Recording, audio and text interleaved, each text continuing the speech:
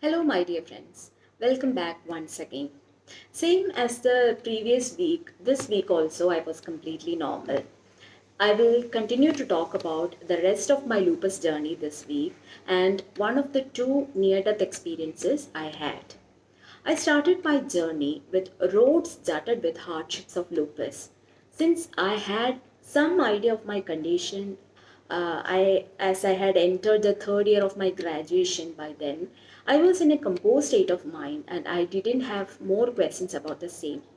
As per the doctor's instruction, I got ready for the chemotherapy. The injections were of the slow infusion type, and we had to stay 1 day after the infusion for observation if I get any nausea or vomiting following the chemotherapy. For the first infusion, I did not feel any adverse reactions, but I felt very weak during my travel time back to my home.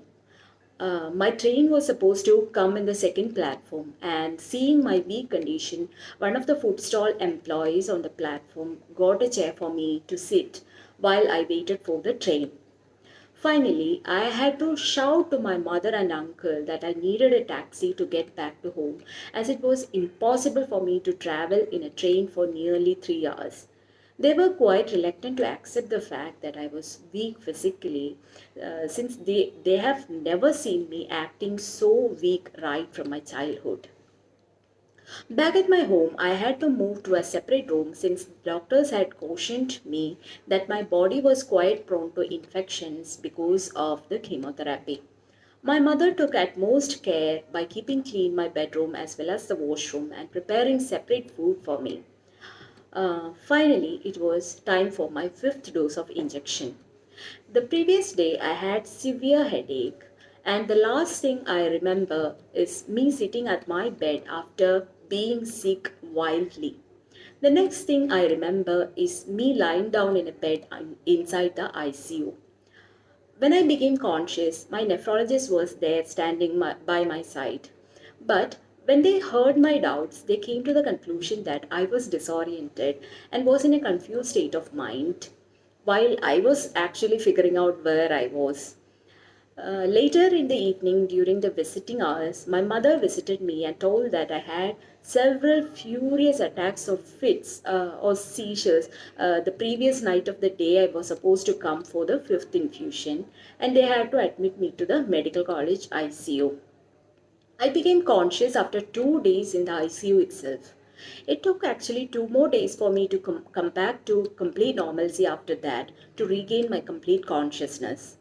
Doctor said that the condition was critical since such a high count of seizures they had that had attacked me. The doctors were saying that I had 5 to 6 episodes of seizures in one night.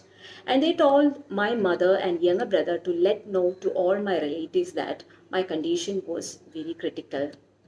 My mother was already shocked and half unconscious, unable to accept the truth. But after 4 days, I became conscious, and later on the fifth day, I got out from the ICU.